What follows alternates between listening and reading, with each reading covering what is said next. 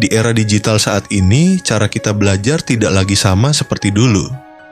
Teknologi telah mengubah segalanya. Dulu, belajar hanya terjadi di kelas, dengan buku fisik dan papan tulis. Sekarang, belajar bisa dilakukan di mana saja, kapan saja, dan dengan siapa saja. Kita hidup di era di mana informasi tidak hanya mudah dicari, tetapi berlimpah tanpa batas.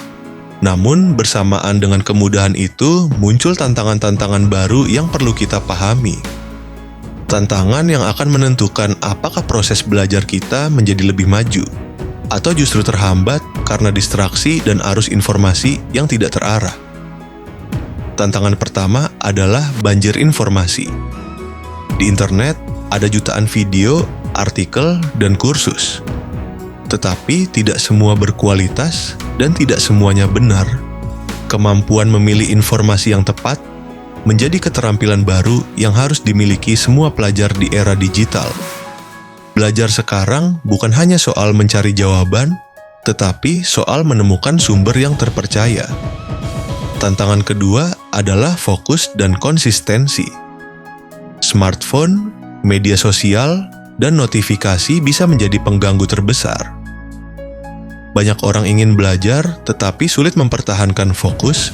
Era digital memudahkan kita untuk belajar, namun juga memudahkan kita untuk terdistraksi. Disinilah pentingnya membangun disiplin digital. Tanpa kontrol diri, proses belajar bisa terpecah dan kehilangan arah. Tantangan ketiga adalah kesenjangan akses teknologi.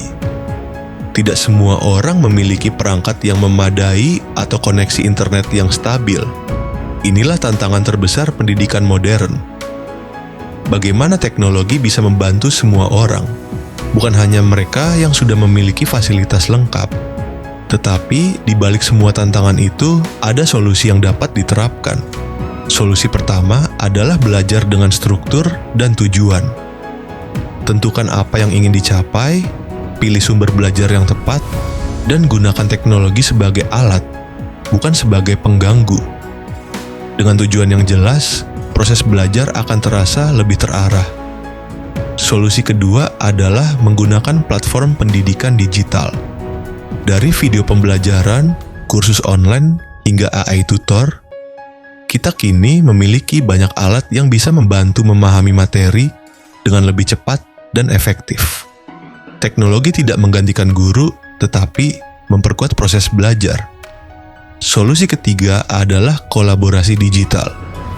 Belajar tidak harus sendirian. Grup belajar online, komunitas, forum diskusi, dan platform kolaborasi dapat mempercepat pemahaman dan menambah wawasan baru.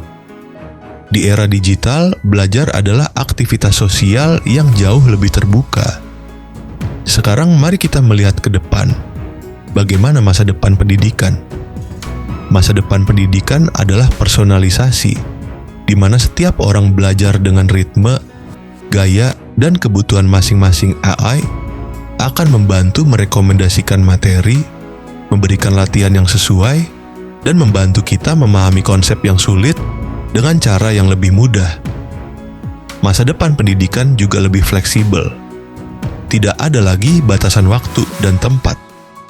Belajar bisa dilakukan di rumah, di kantor, di perjalanan, atau di mana saja. Yang terpenting bukan lagi ruang kelas, tapi proses belajar itu sendiri. Dan yang paling penting, masa depan pendidikan adalah tentang kemampuan beradaptasi, skill berubah dengan cepat. Apa yang relevan hari ini bisa saja tidak relevan besok. Karena itu, kemampuan untuk terus belajar menjadi keterampilan utama yang harus dimiliki setiap orang di era digital.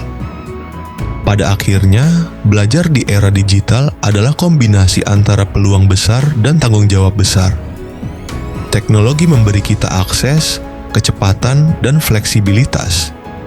Namun kita sendiri yang menentukan apakah semua itu menjadi keuntungan atau justru menjadi hambatan dalam perjalanan belajar kita.